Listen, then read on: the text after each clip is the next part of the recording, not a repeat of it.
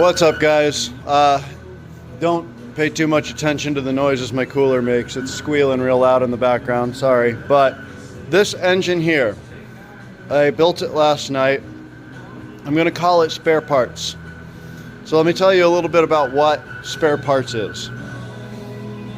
It's literally what it's called. So sitting here, this is a 5.4 liter LS block, meaning it's a 6.0 block.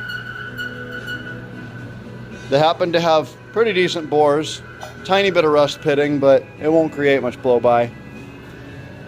Block really should have been bored, to be honest, but I built it for myself. I used a 4.8 liter crank and rods. I used dish pistons from the 6.0 LQ4 engine. All the parts are used. I didn't replace a single bearing in this. They're all used bearings from different various engines that looked acceptable to me. It's not a new oil pump. It's old and used. And I put a new pickup tube O-ring on it, and I shimmed the relief spring on it. So this engine also has a 799 head on it, and it has a 243 head on it. I left stock valve springs on it. The valve springs are completely covered in rust because they were sitting under my cooler for a while and I didn't realize it was putting out water, but the valves still moved freely, so I went with it. The heads have been machined, they've been cut, and like I said, they don't match, but technically they do because a 243 and a 799 is the same head.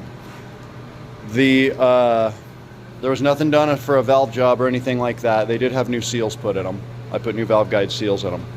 New timing cover gasket, new head gaskets obviously, new valve cover gaskets. So the engine is literally built out of parts that I took out because we're typically building high compression engines here and we're typically building big engines here. So we're going to take a 4.8 block usually, and we're going to throw the crank and rods away, and we're going to put 5.3 crank and rods in it, and then we're going to go ahead and use the flat pistons normally because that's how we're going to get our higher compression 5.3. And on the 6.0s, we usually throw out the dish pistons and we put in the flat top pistons to bump the compression up. And even then, sometimes we'll still throw on 243 heads to up the compression. But on this one, this is literally just a pile of all the parts that usually get scrapped in a block that probably should have been bored. But it's gonna work. Now, let me tell you what cool shit we're gonna do with it. I have a truck. And it's a 2000 Silverado 3/4 ton I just picked up. And it's got a 4L80E in it. And this 5.4 liter is gonna go in that with boost. We're going to go with a internally wastegated HX40 turbo. Seems like kind of a small turbo for this, but we're also running a stock cam and unported heads. It's just a stock 0967 truck cam. It's the cam that came in the 98 to 06 4.8s and 5.3s.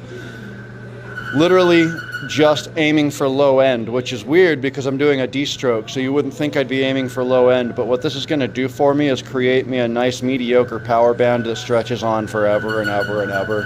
And I'll be able to spool that little turbo at less than 2,000 RPMs while cruising highway, and it won't have to downshift when I'm going up the mountains. So overall, as long as this conglomeration of literally core parts works out for me, this is going to be a really cool engine. So stay tuned.